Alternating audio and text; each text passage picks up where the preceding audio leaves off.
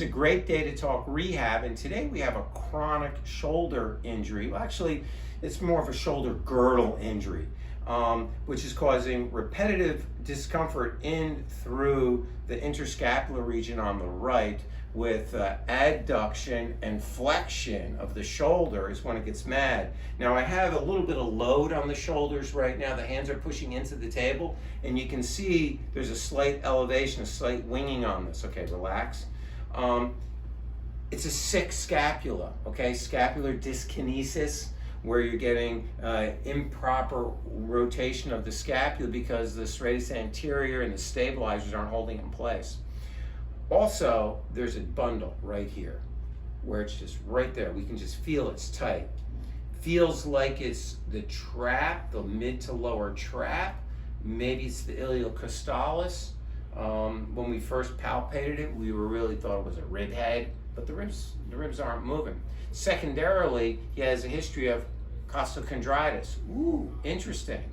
So we're getting a tight, weak muscle in through here. We also found the anterior chain, the pec minor in the front, and coracobrachialis are tight. So we're going to hit this with some radial pulse wave. We've already tested it, and we found that 1.8 bars is a good sensitivity. It's about a 4 or 5 on the pain scale. We're going to do 2,000 hits in through here. Then we're going to flip them over. We're going to do the pec minor. And then after that, we're going to let him test the adduction and rotation and see if it still pulls. Rehab is going to be subscapular strengthening. That's going to be the rehab for this. So I haven't set it at a relatively low. This is a chronic condition. This happened, playing high school football. So this has been around for a while. So we have it only set at 14 hertz. So let me bring the unit over, and there we go. 14 hertz, 1.8 bar, 2,000 hits in through here.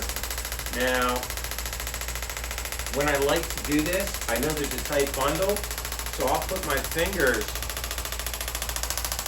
right along the area. How's the sensitivity right there? Good. Yeah, okay. But sometimes you can feel those fibers pop right up into your fingers.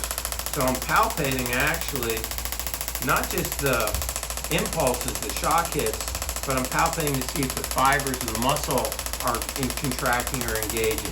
This time I'm not noticing it, so I'm just going to work on right there, this bundle, and get the full 2,000 hits right over that. Then we'll flip them over and recess his motion. We'll be right back. So let's look at the anterior chain, the pec minor, into the coracobrachialis, all right? There are some taut fibers up and through there. And we did a couple of test taps, and we found he's also good at 1.8 bar at 14 hertz. We're just gonna work right in through the pec minor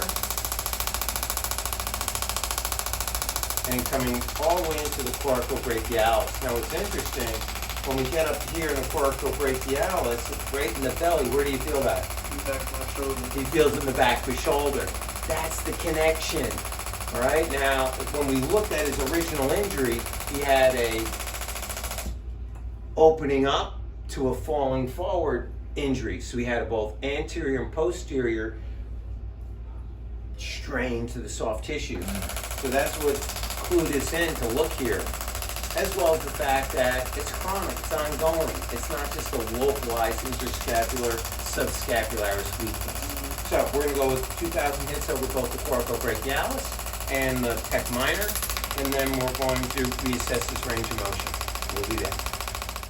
We're ready for the great reveal. Are you? Let's see what happened. So Chris, 7 years ago was the original injury. You've had a subsequent injury, but it's that interscapular pain. Yes. Show me what makes it worse. Usually when I can just crack it like that. Well, go ahead, do it. How does it feel? Same or different as 10 minutes ago? Honestly, I don't have that crack feeling anymore, but it does feel better. I can't really have it. It's probably still sore. But it's how does the motion feel? Motion feels a lot better. That's the key.